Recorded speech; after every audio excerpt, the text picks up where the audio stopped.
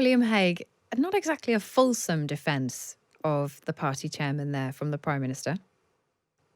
Well, the Prime Minister set up the inquiry under the ethics advisor and appointed the ethics advisor, of course, which there wasn't one for some months.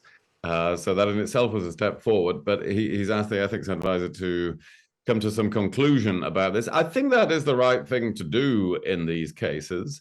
They're always anything like this is a distraction in the media for the government getting its message across and so on. But you've got to be fair to the individual concerned. Somebody like Nadhim Zahawi, his family came from Iraq a few decades ago. He's made a big contribution to public life in this country. It's a great thing that you can do that in this country.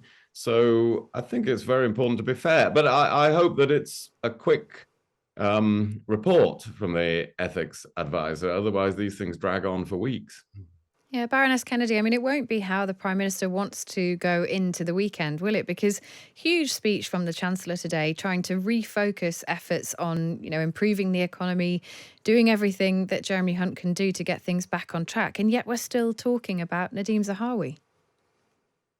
Yeah, I mean, that's the dangerous thing about this kind of thing is that if it lasts a certain number of days and has legs, then it can be really poisonous.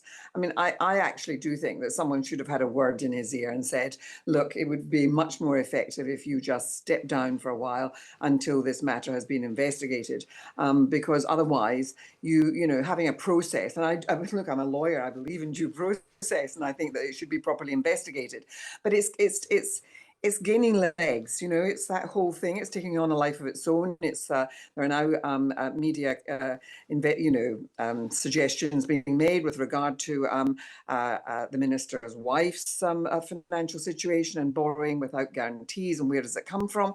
And so this is turning into something that I remember too well back in 1992.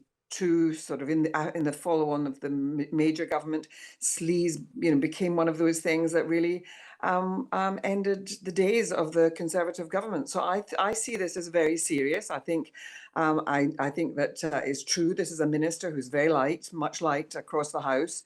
But being likable is not the thing. Has he behaved with real propriety? And I don't think you can be cavalier about that sort of question. William Hague, the Conservative Party cabinet went on an away day this week. Do you think at any point during that session, one of his colleagues might have had that quiet word in Nadhim Zahawi's ear to suggest he leave now? Well, yeah, I'm sure they were talking about many other things and strategy for the next election and the future of the economy, and so much they should be. But I think you either have due process or you don't. Helena quite rightly says, as a lawyer, she believes in that. But then you either have that or not. You can't then say, oh, we're having due process, but because there's another story in the media, actually, we have to fire the guy. Well, that's not due process. So the Prime Minister, having chosen to deal with this fairly and to look into it properly, I think has to stick to that. And I'm sure he will do that. But I'm sure he'll want a quick report as well, as I say, because the point about what happens if these things drag on is quite right.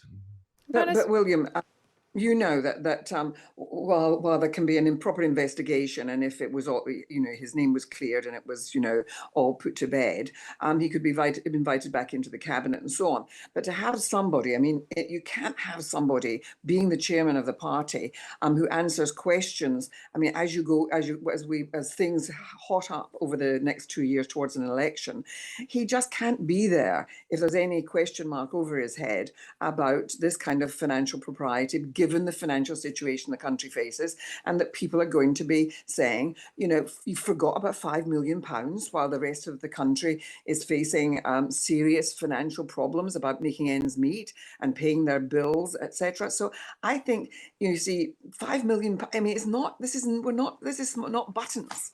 It's big money.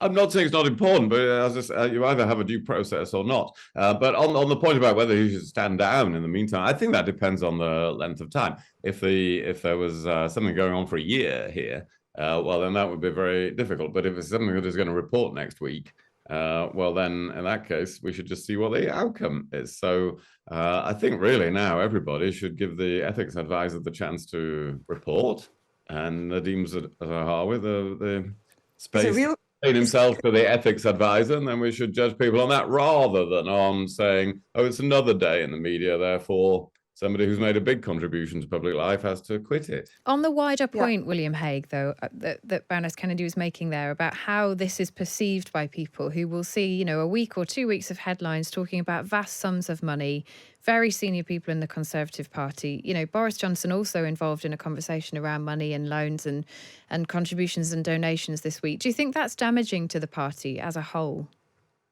Well, I think, yes, when these things all add up from different people, different sources, different stories. Yes, of course, those sorts of things add up to being politically damaging. And that's why the Conservative Party has to make sure that it's focused on the things, on the things that Rishi Sunak has set out as that they need to achieve this year, of halving inflation and reducing the debt and growing the economy and reducing the waiting list. And the things that people really care about most in the country. Absolutely, the Conservative leaders, like any other political party, have to show that that is what they are focused on.